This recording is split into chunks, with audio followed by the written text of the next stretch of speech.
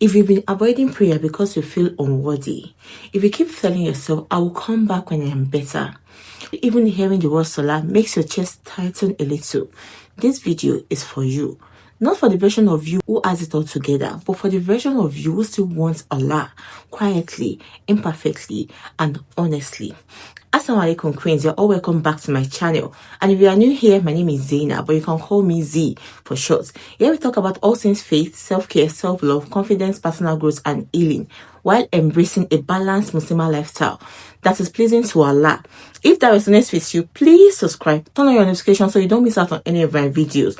And today we are talking about something deeply personal and deeply common: coming back to prayer after you haven't prayed in a while.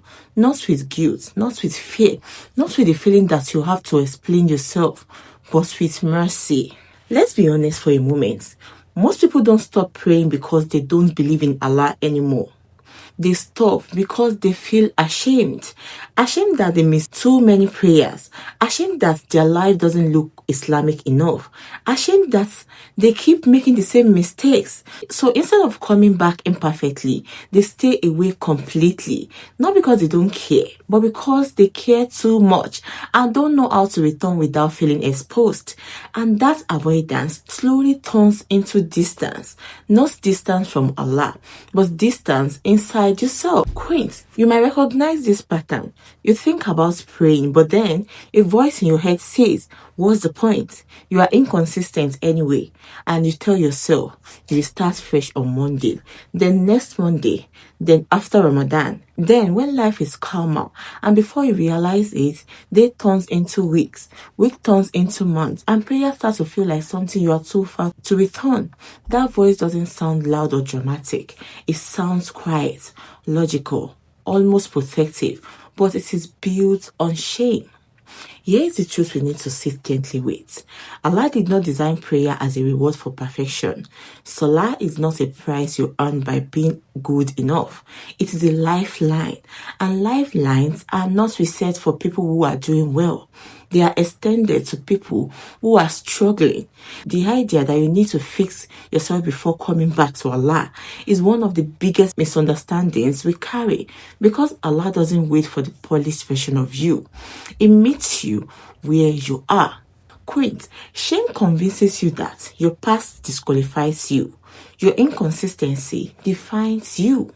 Your mistake speaks louder than your intention. But shame does not come from Allah. Allah corrects with mercy. Shame attacks with finality. One invites you closer, the other pushes you away. And if something is pushing you away from prayer entirely, that is not guidance. That is a barrier. Queens, distance from prayer doesn't mean you are broken. It often means you were overwhelmed. You were emotionally tired. You were surviving. You were carrying too much quietly. And instead of judging yourself for that season, we need to understand it, because understanding brings softness, and softness makes returns possible. See, if this video feels like it is speaking to you, I want you to pause for just a second. Take one slow breath. You don't need to fix anything right now. You don't need to promise change. You don't need to make a plan. Just stay with me.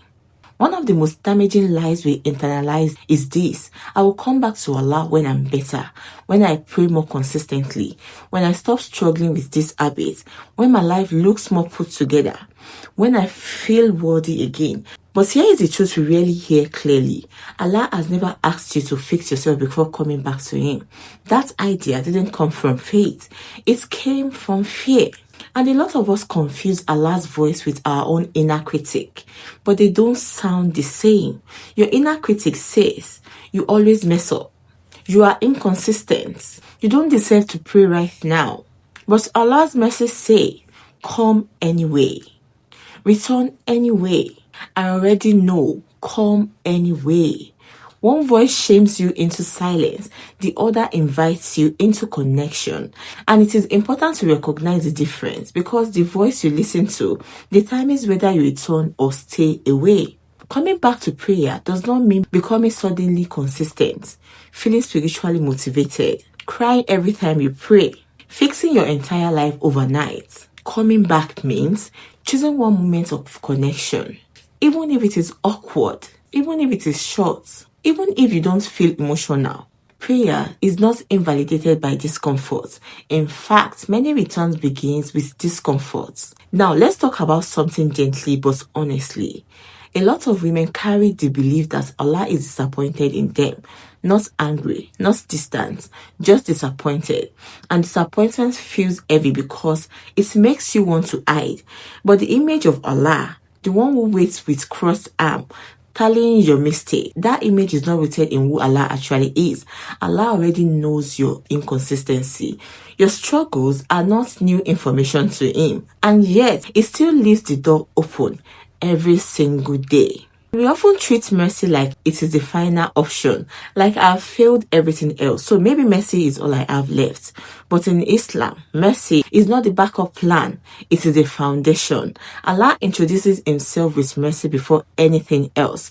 Not strength, not power, not punishment. Mercy, which means mercy is not something you unlock after doing well.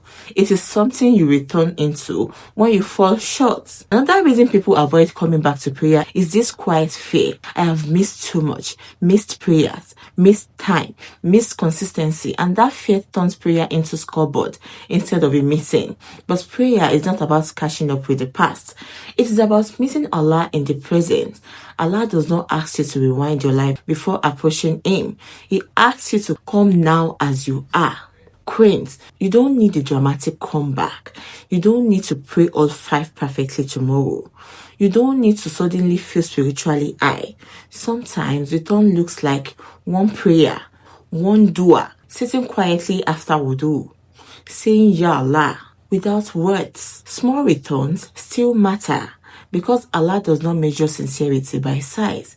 He measures it by truth. Now, let's talk about the fear no one says out loud. What if I come back and then fall again? This fear keeps many people stuck. But listen carefully. Falling again does not cancel the sincerity of your return. Growth in faith is not linear. Consistency is learned through repetition, not perfection. Allah already knows you may fall again, and He still invites you back over and over again. And success in prayer is not never missing, never struggling, or never doubting. Success is returning, choosing connection again, and refusing to let shame be the end of the story. Every time you return, even imperfectly, you are practicing trust, and trust is worship. If you are still listening to this and feeling emotional, I want you to know something. That emotion is not weakness, it is recognition. Something inside you remembers Allah, and that remembering is already a form of return. So most people ask the wrong question when they want to return to prayer. They ask, how do I become consistent again? But that question already assumes pressure. The gentler and more honest question should be, how do I make prayer feel safe again? Because consistency doesn't come with force. It comes from safety. A lot of us approach prayer with all or nothing mindset. It sounds like, if I can't pray all 5, what is the point? If I miss one, I've already failed. I will start when I know I can do it properly. But this mindset turns prayer into a phase you are scared to fail, instead of a space you are allowed to enter. Allah did not design prayer to be a trap. He designed it to be a return point. And here are some practical steps you can take to return back to your prayer. The first step is to lower the entry point to prayer. Not your standard, not your sincerity, just the entry point. Returning doesn't have to start with 5 daily prayers. It can start with one intentional moment, one prayer you choose on purpose. One time you decide, I will meet Allah here. That is enough to begin. 2, choose connection over completion. Instead of asking yourself, did I complete everything? Ask, did I connect? Connection can look like praying one Salah fully present, making dua even if prayer feels heavy, sitting quietly after prayer without rushing away. Allah values presence far more than performance. 3, pick one anchor prayer. If praying all 5 feels overwhelming, choose one anchor prayer, For some people, it is Fajr because the word is quiet. For others, it is Maghrib because it is short and grounding. For some, it is Isha because the day is finally done. There is no right one. The anchor prayer is simply the prayer you return to consistently, and consistency starts there. 4. Let go of the streak mentality. You don't need streaks. You don't need chats. You don't need to prove anything, because when prayer becomes about maintaining a streak, missing ones can feel like failure, and failure triggers avoidance. Instead, adopt this mindset. Every prayer is a new return. No carrying yesterday's misses into today. No punishing yourself for what didn't happen. Just return. 5.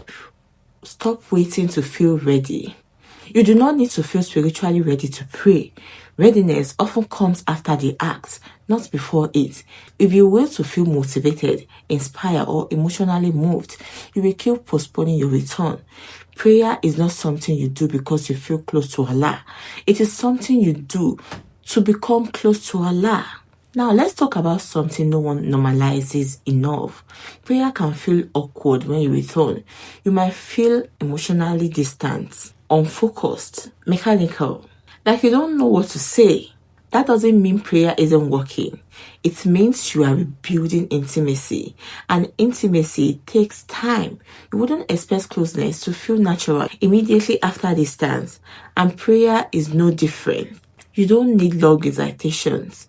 You don't need perfect concentrations. You need honesty. If all you can manage is, Ya Allah, I'm trying, that counts. If all you can do is stand, bow, and sit quietly, that still counts. Allah does not need eloquence. It responds to sincerity. See, you miss days again, not because you don't care, but because you are human. The difference now is what you do after you miss. Instead of spiraling, disappearing, waiting for weeks to return, practice immediate gentleness. Missed yesterday, return today. No punishment, no self-lecturing, just return. And one of the most healing shifts you can make is this. Prayer is not a reflection of how good you are. It is a reflection of how much you need Allah. And need does not require perfection. It requires honesty. A successful return is not never missing again. Feeling spiritually high or becoming someone else overnight. A successful return is making space for Allah again, choosing mercy over avoidance, refusing to let shame add the final word. And that is the real progress. Now, if you are listening and thinking, I could actually try this, that is enough for today. You don't need to do anything immediately. You don't need to promise consistency. Just let the idea of return feel less heavy. Many people imagine that returning to Allah looks like this. You come back slowly, existently. Expect a reminder of everything you did wrong. You expect disappointment, distance, or at least silence. But that image is shaped more by human reaction than divine reality, because Allah does not receive you the way people do. Allah does not ask, why did it take you so long? Where have you been? Do you promise not to mess up again? That is not how mercy works. Allah already knows your reasons, your exhaustion, your confusion, your weakness, and knowledge doesn't adding Him towards you. It softens the reception. There is something deeply comforting. Your return to Allah is not an interruption to Him. You are not disturbing Him.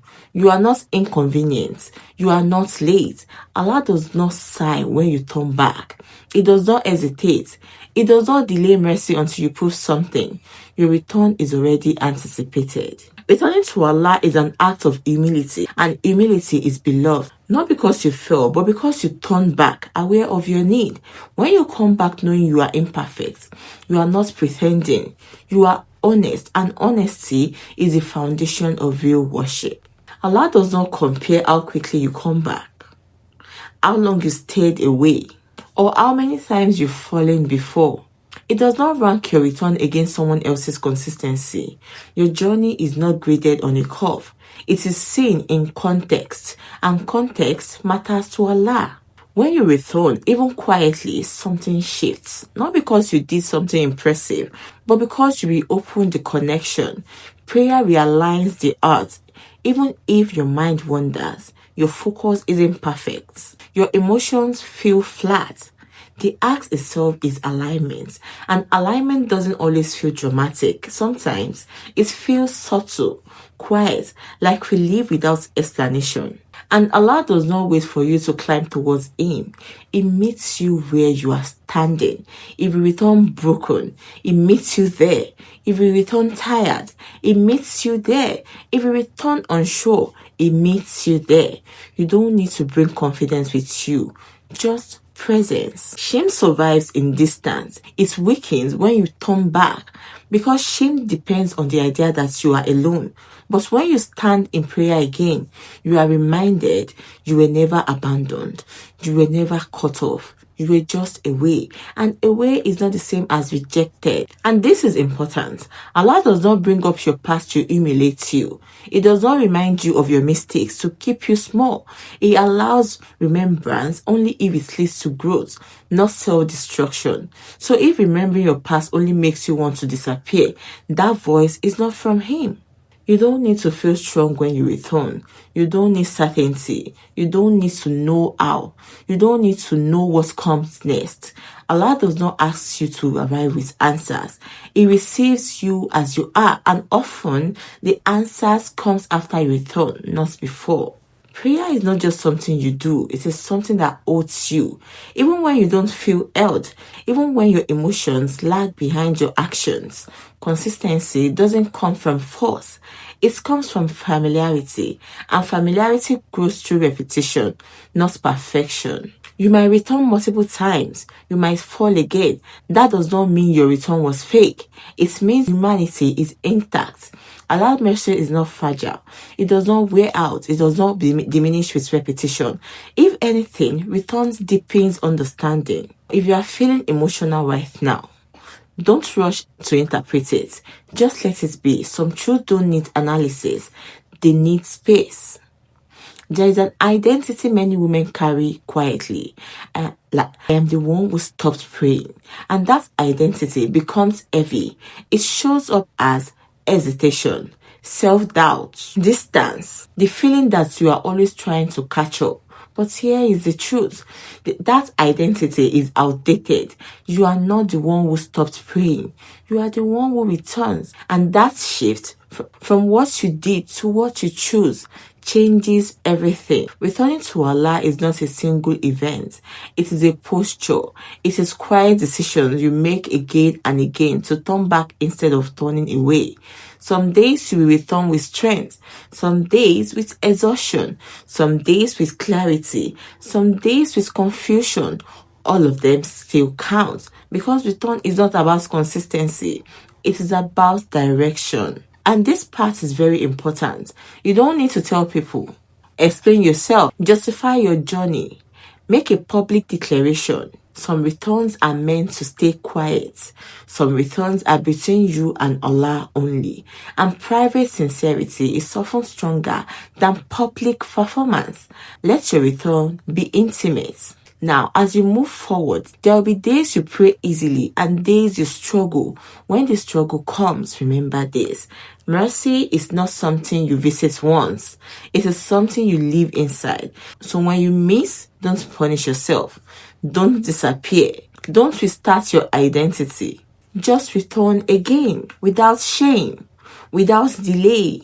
Queens, I don't want you to leave this video feeling pressured. So here is all I want you to take with you. Not a checklist, not a promise, not a resolution. Just this knowing you are allowed to come back gently. If today all you do is to think about prayer differently, that is enough. If all you do is remove the fear around returning, that is progress. If all you do is whisper Ya Allah without words, that still counts. Allah does not require you to arrive whole. He receives you as you are and helps you become the whole over time. So stop waiting to feel worthy.